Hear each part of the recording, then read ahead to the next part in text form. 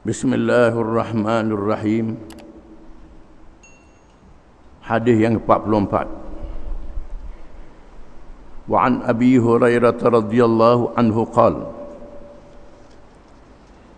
qala Rasulullah sallallahu alaihi wasallam ayyuhan nas inna Allaha tayyibun la yaqbalu illa tayyiban wa inna Allaha amara al-mu'minina bima amara bihi al-mursalin. Faqala ta'ala ya ayyuhalladhina amanu kulu min tayyibati ma razaqnakum. Thumma dhakara ar-rajula yutilu as-safara ash'atha aghbar yamuddu yadayhi ila as-sama' ya rabbi ya rabb wa mat'amuhu haram wa mashrabuhu haram wa ghudhiya bil haram fa anna yustajabu lidzalik. Rawahu Muslim. Maksudnya dari Abi Hurairah radhiyallahu an, katanya sabda Rasulullah sallallahu alaihi wasallam, wahai manusia, sesungguhnya Allah itu sangat baik. Dia tidak menerima malaikat apa yang baik. Sesungguhnya Allah memerintah orang-orang yang beriman dengan apa ia perintahkan dengannya akan rasul-rasul. Maka firman Allah Ta'ala, wahai orang-orang yang beriman, makanlah kamu daripada yang baik-baik apa yang kami rezekikan kepada kamu. Kemudian Rasulullah menyebut kisah seorang yang musafir sehingga kusuk masai rambut dan berdebu badan pakaiannya. Menadah kedua tangannya ke langit, wahai Tuhan, wahai Tuhan, sedangkan makanannya haram, minumannya haram, diberi makan dengan yang haram, maka bagaimana hendak diperkenankan permohonannya itu? Hadis riwayat Muslim. Hadis ini juga berkait dengan amanahnya Nabi-Nabi dan Rasul-Rasul alaihi wassalatu wassalam dalam menyampaikan ajaran Allah. Dan Allah juga memerintah yang terbaik kepada manusia. Semua yang halal adalah baik, semua yang haram mendatangkan mudarat. Tidak ada yang haram yang baik.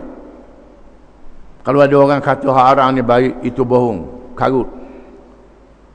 Allah Ta'ala maha mengetahui, Allah Ta'ala maha kesian dan sayang kepada hamba-hambanya. Rahmat Allah dibahagikan 100 bagi. 1 bagi itulah menjadikan binatang buah tidak makan anaknya. 99 lagi Allah Ta'ala simpan di sisinya untuk dikurniakan kepada hamba-hambanya pada hari kiamat kelak. Di antara rahmat Allah yang tidak terhingga ialah menurunkan hukum halal dan haram. Yang halal mesti baik, yang haram mesti mendatangkan mudarat kepada diri manusia dan kehidupan mereka. Allah Ta'ala memerintah kepada orang-orang yang beriman dengan perintah yang sama kepada Rasul-Rasul alaihi wassalatu wassalam. Cuma Rasul-Rasul ditambah lagi dengan perintah yang berat yang tak diwajibkan kepada orang-orang yang beriman. Di antaranya Rasul-Rasul, Nabi kita Muhammad SAW wajib sembahyang tahajud. Kita tak wajib sembahyang tahajud. Sembahyang tahajud ni diwajibkan kepada Nabi SAW, tak diwajibkan kepada kita. Kita sembahyang 5 waktu saja.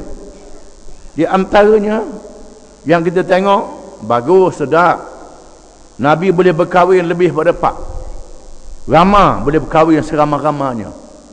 Ini ujian yang dahsyat. Allah Ta'ala jadikan Nabi, nafsu dia lebih pada orang lain, tetapi akal dia lebih bijak pada orang lain. Dia dapat menahan nafsu dia lebih pada orang lain. Dan Nabi juga wajib berlaku adil, tidak zalim sekali-kali, untuk mengajar bagaimana Nabi mengawal nafsu dia. Dan Nabi berlaku adil terhadap keluarga dia, tak boleh banding dengan orang lain. Di sinilah maka Rasul-Rasul mengatasi malaikat-malaikat yang muqarrabin. Malaikat-malaikat yang muqarrabin tak boleh lawan dengan Rasul-Rasul. Malaikat ni tak ada nafsu, tidak ada lelaki, tidak ada perempuan, tidak makan, tidak minum. Rasul ni makan minum. Lelaki pula nafsu dia kuat, tapi dia boleh tahan nafsu dia. Tuhan beri pada dia kuasa pemerintahan yang hebat, macam Nabi Sulaiman alaihi salam. Nabi Sulaiman kerajaan dia besar, tidak ada tolak banding.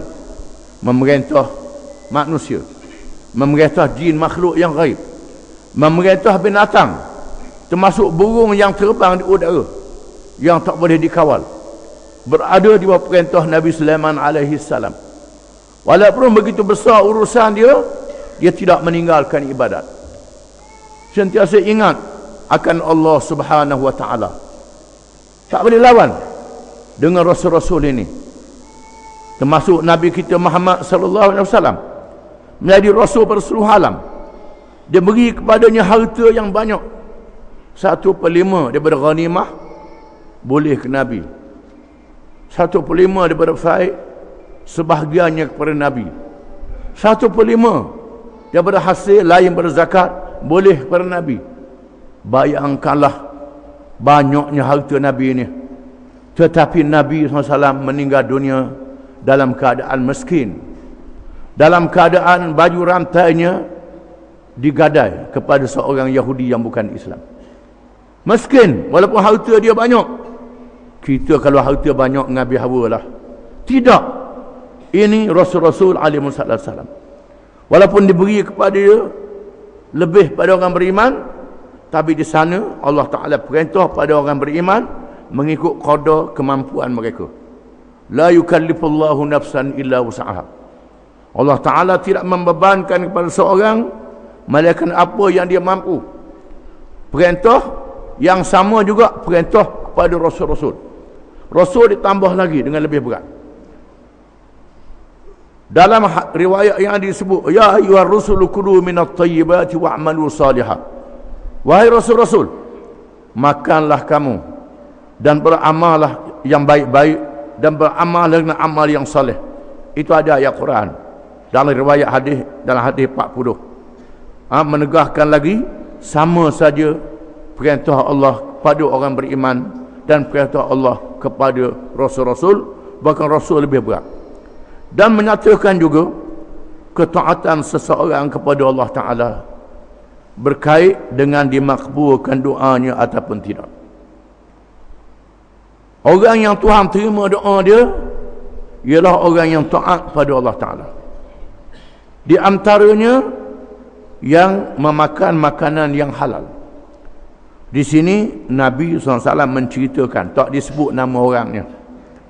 Ada seorang yang banyak musafir cari warah-warah, mengadakan hubungan silaturahim mengikut satu riwayat. Baiknya dia ni berjalan ke sana kemari cari warah-warah, sahabat anda sampai kotor baju, dak nak sikat rambut, bergeseng rambut. Baiknya dengan orang, tapi makanan dia haram, minuman dia haram. Sejak kecil ibu bapa dia duduk tanggung dia dengan makanan yang haram. Orang ni berdoa pada Allah Ta'ala, doanya tidak diperkenankan oleh Allah Ta'ala.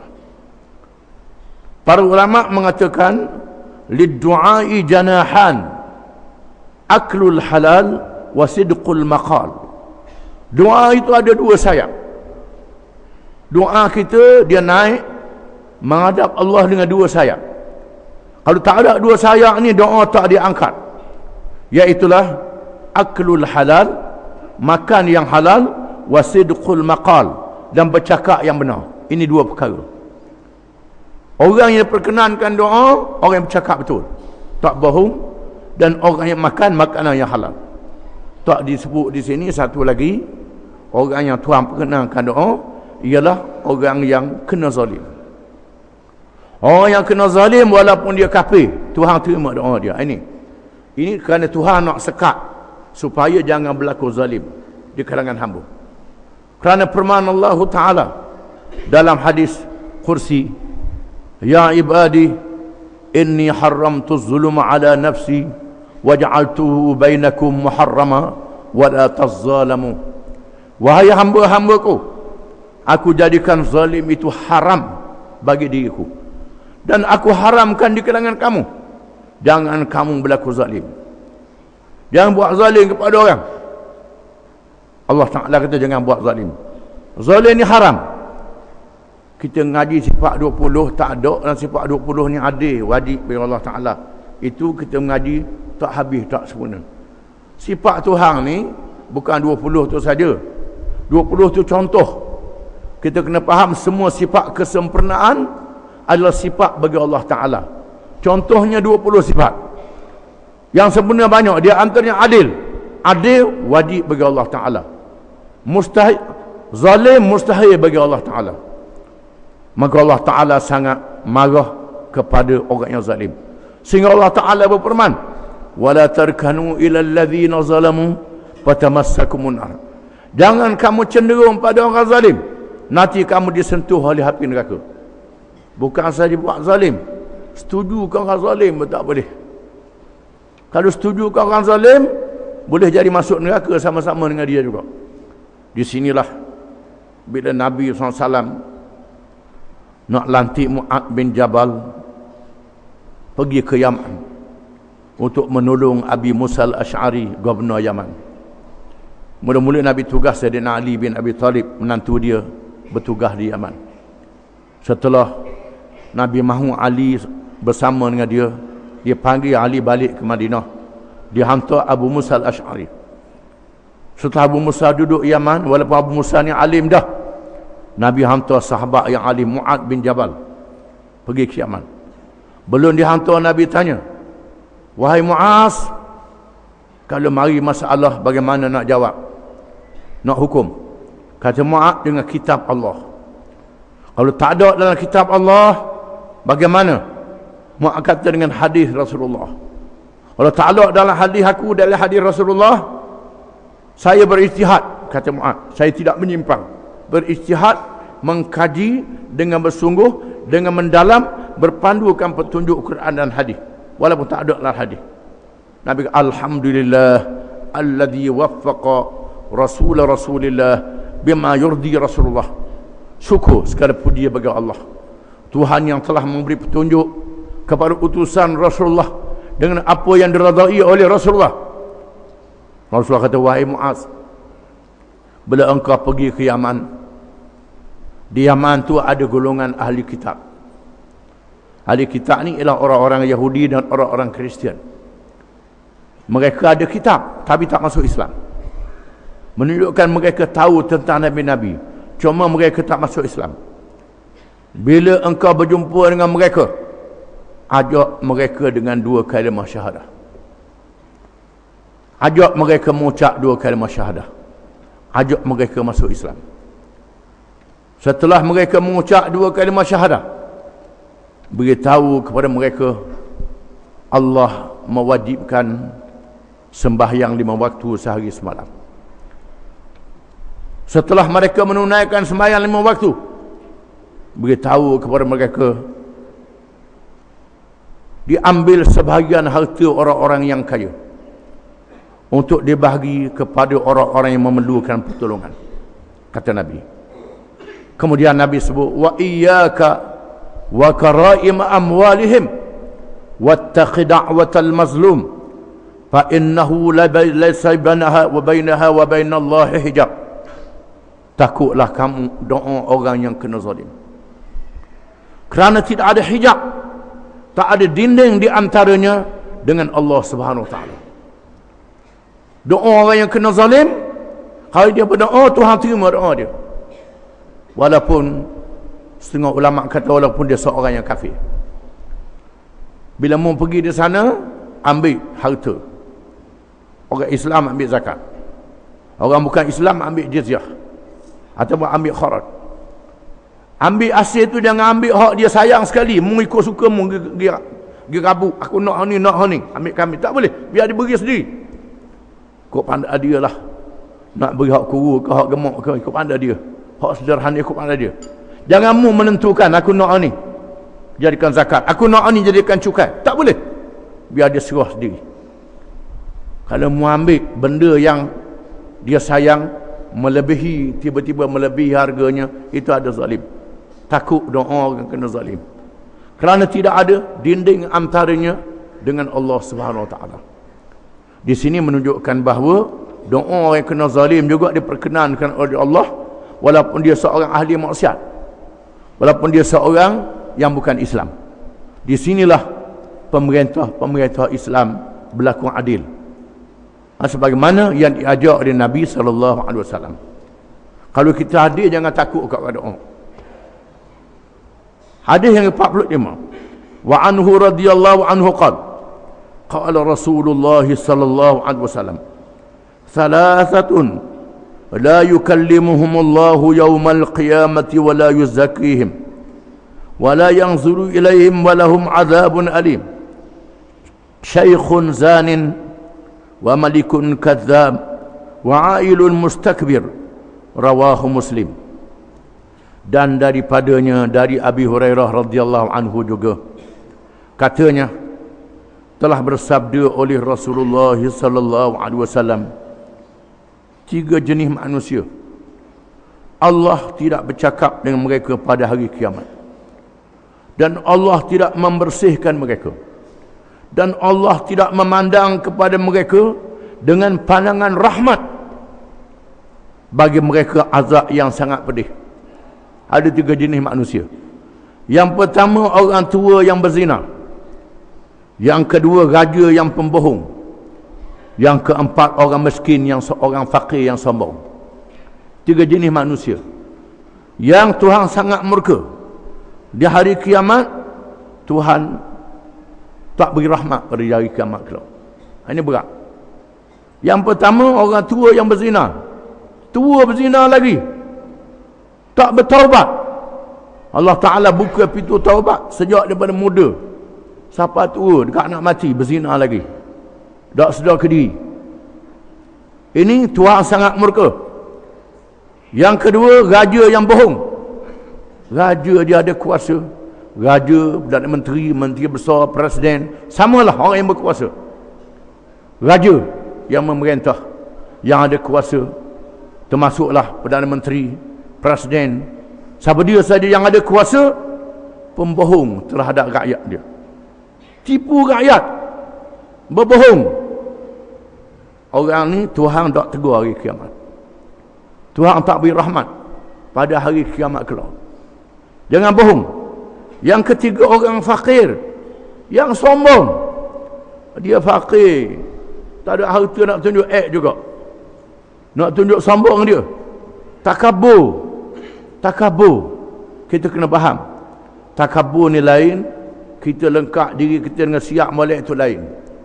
Pakai bersih, pakai yang bersih, rumah kita teratur molek, itu tak apa, tak jadi salah, kerana Islam menggalakkan kita bersih.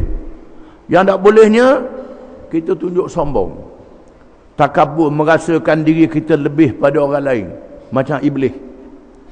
Iblis ni dianggap diri dia lebih baik pada Nabi Adam. Mana takabur ni, sifat yang ada dalam diri dia, kemudian ditunjukkan perangai dia. Dia lebih pada orang, cerdik pada orang, bijak pada orang. Dan seumpamanya, padahal dia tidak bijak, dia tidak cerdik, dia tidak ada kekuatan, nak tunjuk dia lebih. Ini termasuk mereka yang dimurkai oleh Allah Subhanahu wa ta'ala. Wa anhu radhiyallahu anhu wallahu a'lam.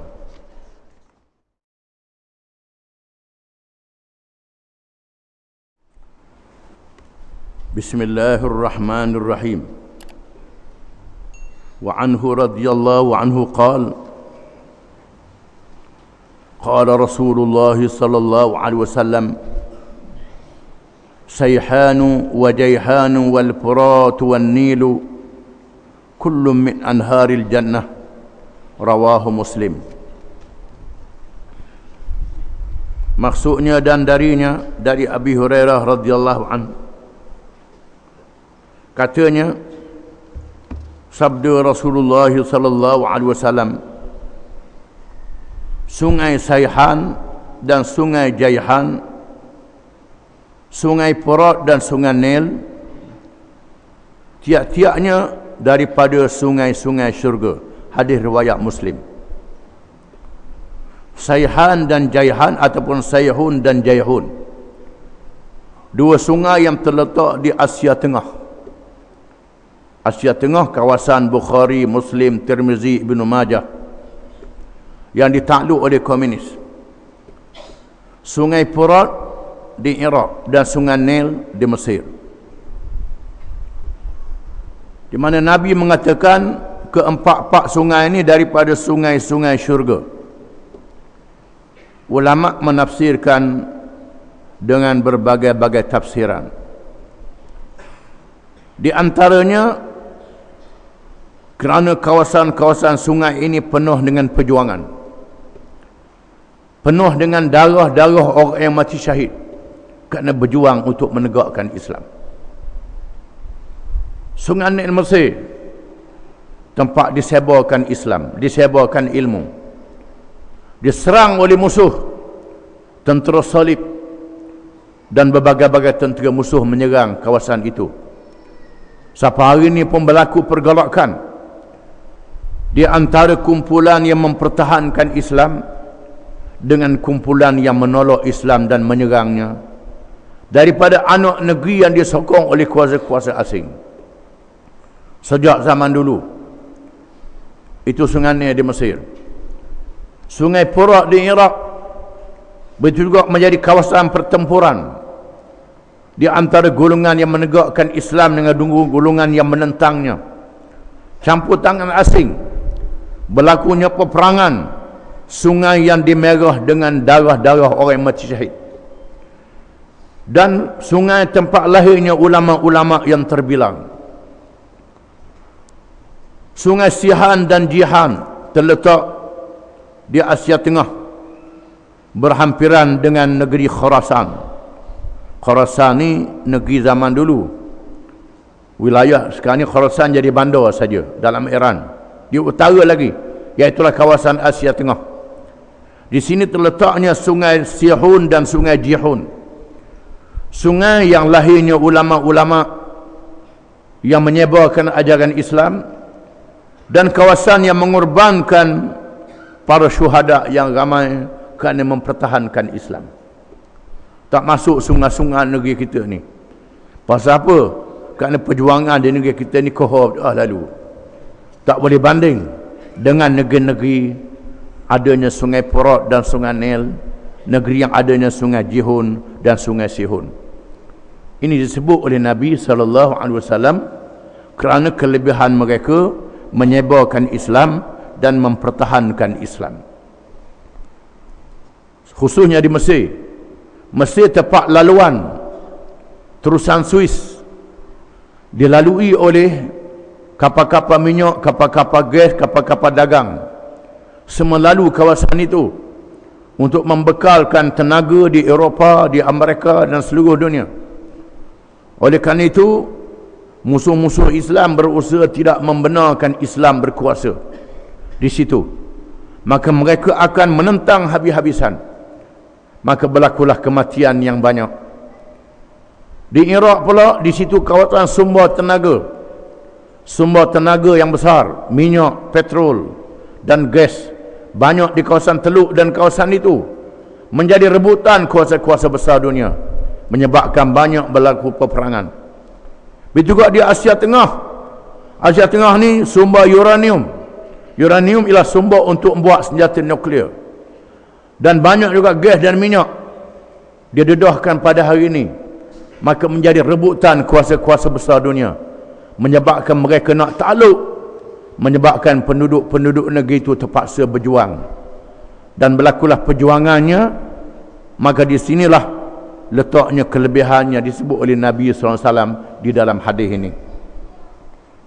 Hadis yang 47, wa anhu qala akhadha Rasulullah sallallahu alaihi wasallam bi yadi faqala khalaqallahu at-turbata yawmal sabti wa khalaqa fiha al-jibala yawmal ahad wa khalaqa ash-shajara yawmal ithnain wa khalaqa al-makruha yawmal thulatha wa khalaqa an-nura yawmal arbi'a wa batha fiha ad-dawaba yawmal khamis wa khalaqa Adama sallallahu alaihi wasallam ba'da al-'asri min yaumil jum'ah fi akhiril khalqi fi akhir sa'atin minan nahar fima bainal 'asri ila al-lail, rawahu Muslim.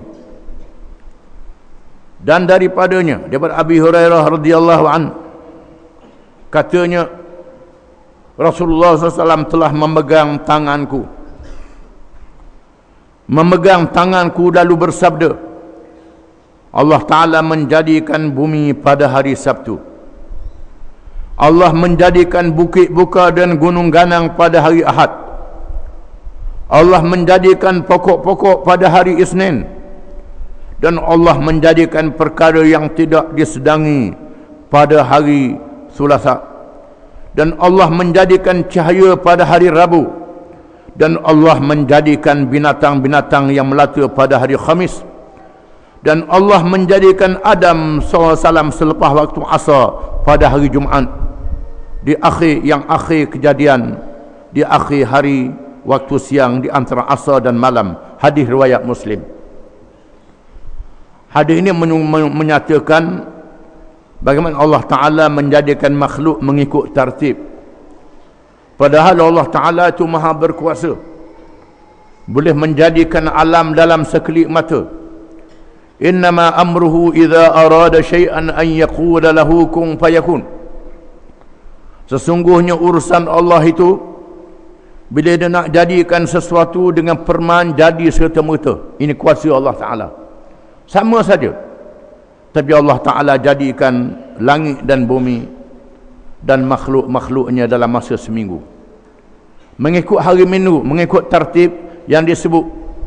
Menunjukkan di antara tanda kebesaran Allah ialah adanya peraturan, adanya jadual. Bukan tak ada jadual.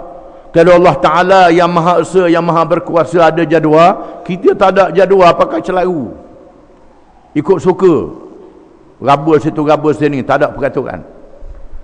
Kena ada peraturan. Allah Ta'ala yang maha berkuasa pun ada peraturan dia. Ini kehebatan Allah. Sekarang ni ahli-ahli sains membuat kajian. Adakah dimaksudkan dengan hari di sini hari yang sama 24 jam mengikut perhitungan kita? Ada kalangan ahli sains mengatakan perhitungannya perhitungan, bukan perhitungan hari dunia. Perhitungan hari di sisi Allah Subhanahu Wa Taala yang maha mengetahui berapa panjang harinya. Kerana ada hari yaumin miqdaruhu 50,000 sanah. Ada satu hari menyamai 50,000 tahun hari perhitungan dunia, 24 jam. 25,000, 50,000 tahun perhitungan kita. Ada yang lebih lagi. Ini mengikut pusingan matahari yang berkeliling di sekeliling bumi 24 jam. Matahari yang mengelilingi bintang-bintang pula berapa jam pula. Ada kawasan yang satu kelilingnya 50,000 tahun. Bau temu takut keliling dia, kerana makin jauh makin luas keliling dia. Jadi adakah perhitungan hari ini hari yang sama dengan 24 jam? Wallahu a'lam. Ini dalam ilmu Allah Ta'ala kita tak tahu. Ada ahli sains mengatakan bukan perhitungan dunia hari ini. Wallahu a'lam. Allah Ta'ala yang maha mengetahui. Yang pentingnya Allah Ta'ala menjadikan makhluknya kena peraturan. Dengan sistematik, ada sistem dia. Ada peraturan, ada aturan dia. Ini kehebatan Allah. Dan Allah Ta'ala jadikan mengikut kajian sains, dunia ni bulat duduk di ruang yang kosong, tak jatuh, tak belaga, macam bulan juga, macam matahari, macam bintang-bintang. Masing-masing duduk di kawasan masing-masing. Ada tarikan dia di antara satu sama lain, menyebabkan dia berpusing. Dan ada ahli sains hari ini dapat mengesan di dalam perut bumi ini ada lautan gas. Bukan saja lautan minyak, lautan gas. Ada lautan api dalam bumi pak kita duduk ni, lautan api. Boleh meletup, pecah bila-bila masa saja. Kalau tembus. Di sinilah macam bateri, dia pusing. Ini kekuasaan Allah yang kita tak mampu nak berfikir dengannya. Kehebatan. Dan ada kalangan ahli sains yang mengatakan bahawa dengan sebab perbuatan manusia, ini betul firman Allah Ta'ala, zaharal fasadu fil barri wal bahri bima kasabat aydin nas liyudhiqahum ba'da alladhi amilu la'allahum yarji'un. Telah zahir keburukan di darat dan di laut, hasil kerja-kerja yang dilakukan oleh tangan-tangan manusia sendiri, supaya dirasakan kepada mereka sebahagian daripada perbuatan mereka. Mudah-mudahan mereka kembali kepada Allah Ta'ala. Manusia dah ikut hukum Tuhan, tamak halaba, tak cukup lagi rezeki Tuhan beri ni, nak banyak. Maka buat kebun, buat kilang, buat macam-macam bangunan-bangunan yang tinggi, gali dalam-dalam lebih pada had, kemudian pula buang bukit pula lebih pada had, kambuh paya lebih pada had. Tak cukup lagi bala berperang pula tak padan dengan senjata yang ada, buat senjata nuklear, bunuh sekali tembok 100 orang tak padan, biar sekali tembok 100 orang mati. Guna senjata nuklear, guna bahan yang Tuhan beri dengan ilmu, disalahgunakan, guna radioaktif, melalui uranium mereka boleh buat bom, sekali pecah 100 orang boleh mati. Kalau bom yang pecah di Hiroshima dan Nagasaki di Jepun, Perang Dunia yang kedua, boleh mengorbankan ratus ribu manusia, 80 ribu, 230 ribu, ratus ribu manusia mati di Jepun. Bom atom yang terkenal. Hari ini manusia boleh buat bom yang lebih hebat lagi. Dia meletup, boleh mati berjuta manusia di kawasan itu, dan racunnya tersebar lebih luas, dibawa oleh angin, ramai lagi mati pula. Kemudian dia nak buat ujian sejauh mana kekuatan senjata ni. Dia letup di padang pasir jauh pada orang, dia letup di tengah lautan Hindi, lautan Pasifik, lautan Atlantik. Dia letupnya bom itu, oleh kerana kuat gegaran dia, boleh getok bumi ni, boleh getok. Bila getok maka berlakulah gempa bumi di sana, gempa bumi di sini. Berlaku gempa bumi dalam masa sebulan. Sekarang ni berlaku 2-3-4 gempa bumi di seluruh dunia kalau kita ikuti berita. Ada kalangan ahli sains mengatakan bahawa paksi dunia ni sudah berpusing dan beredar oleh kerana diganggu oleh kejahatan manusia, melampau mereka, menyebabkan kutub utara jadi berubah pusingan, kutub selatan jadi berubah, menyebabkan air batu runtuh. Air batu ni untuk menunjukkan musim, memanahkan musim. Ini air batu yang Tuhan buat di utara dan selatan. Gunung salji, gunung jadi cair, jadi cair menyebabkan air laut naik. Ada pulau-pulau dan negeri-negeri yang tenggelam. Ini mengikut ramalan ahli sains. Pulau Maldives akan tenggelam, ada negeri lagi bandar-bandar yang akan tenggelam. Kan air laut naik dengan sebab air batu yang cair terlalu banyak. Dan ada ahli sains mengatakan Eropah jadi kutub, benua Eropah bertukar jadi kutub, salji banyak turun. Tak mustahil di sinilah maka hujan tak berapa nak jadi. Jadi berubah musim, jadi berubah cuaca. Ini kerana perbuatan tangan-tangan manusia. Ada negeri yang kemarah, tak boleh bertanam 2-3-4 tahun. Pohon matuk, pohon kayu jadi mapu habis, tak boleh bertanam. Kelaparan. Ada negeri yang kelaparan, ada negeri yang kekenyangan. Yang kenyang pula tak tolong yang lapar. Ini perangai manusia di akhir zaman. Manusia sendiri yang merosak peraturan alam yang ditetapkan oleh Allah. Belum lagi tinggal hukum hudud, tinggal hukum qisas, tinggal halal dan haram yang Tuhan wajibkan kepada manusia di atas muka bumi. Mengabdikan diri kepada Allah, beribadat, tunduk kepada Allah, patuh kepada peraturan Allah yang halal yang haram. Hak ni dilanggar juga. Kalau masuk hak ni lagi-lagi berat lah. Hak ni lebih berat sekali sebenarnya. Inilah menyebabkan ahli-ahli sains yang bukan Islam mula percaya adanya hari kiamat. Dulu kita orang Islam je duduk kata hari kiamatnya. Sekarang orang kafir pun percaya hari kiamat akan berlaku. Dunia akan hancur. Kita dah lama dah diajar oleh Nabi kita Muhammad sallallahu alaihi wasallam adanya hari kiamat. Allah Taala hancurkan dunia ini, musnahkan, habis langit, bumi, bulan, bintang dihancur lebu. Allah Taala jadikan alam baru yang dikenal dengan alam kiamat, dibangkitkan semula.